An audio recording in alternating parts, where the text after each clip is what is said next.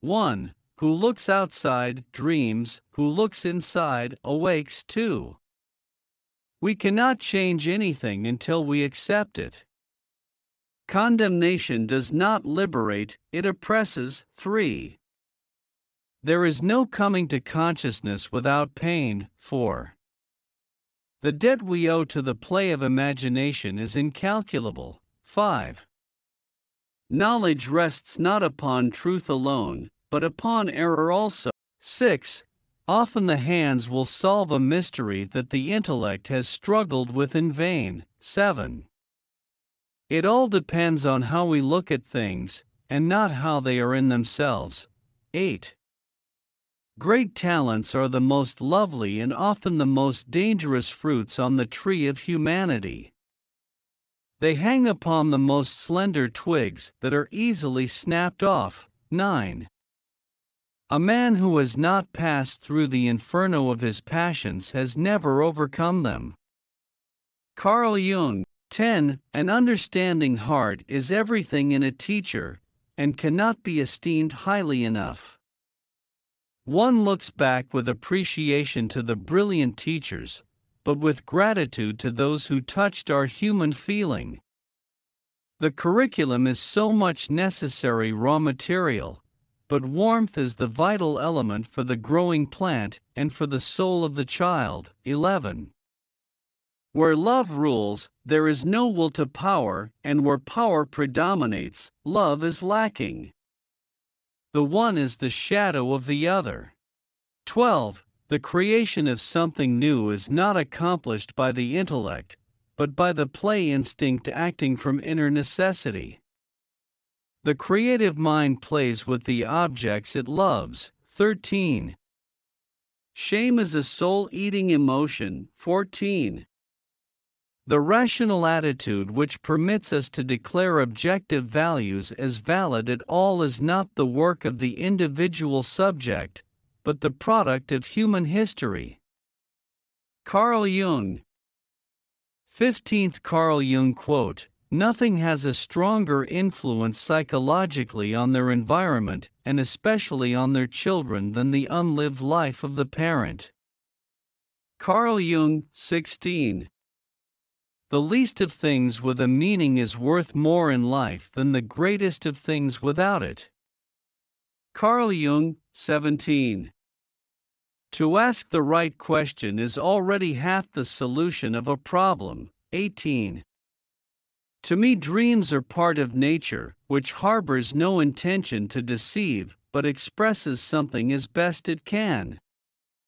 Carl Jung. 19. The capacity for directed thinking I call intellect. The capacity for passive or undirected thinking I call intellectual intuition. 20. Sometimes, indeed, there is such a discrepancy between the genius and his human qualities that one has to ask oneself whether a little less talent might not have been better. 21.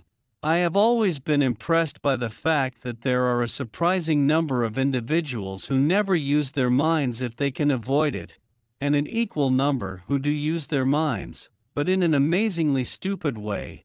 22nd Carl Jung quote: Everything that irritates us about others can lead us to a better understanding of ourselves. Carl Jung. 23. Creative powers can just as easily turn out to be destructive. It rests solely with the moral personality. Carl Jung. 24. Whether they apply themselves to good things or to bad. And if this is lacking, no teacher can supply it or take its place. 25. That which compels us to create a substitute for ourselves is not the external lack of objects, but our incapacity to lovingly include a thing outside of ourselves. 26. A dream that is not understood remains a mere occurrence. Understood, it becomes a living experience. 27. A special ability means a heavy expenditure of energy in a particular direction, with a consequent drain from some other side of life. 28. We should not pretend to understand the world only by the intellect, we apprehend it just as much by feeling. Therefore, the judgment of the intellect is, at best, only the half of truth, and must, if it be honest, also come to an understanding of its inadequacy. Carl Jung, 29.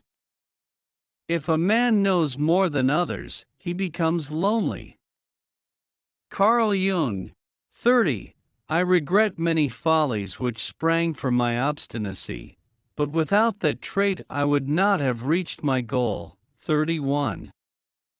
As any change must begin somewhere, it is the single individual who will experience it and carry it through.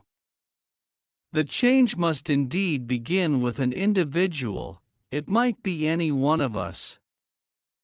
Nobody can afford to look round and to wait for somebody else to do what he is loath to do himself. 32. When we consider the infinite variety of dreams, it is difficult to conceive that there could ever be a method or a technical procedure which would lead to an infallible result. It is, indeed, a good thing that no valid method exists, for otherwise the meaning of the dream would be limited in advance, and would lose precisely that virtue which makes dreams so valuable for therapeutic purposes, their ability to offer new points of view.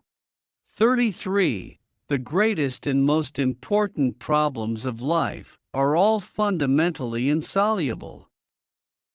They can never be solved but only outgrown. Carl Jung,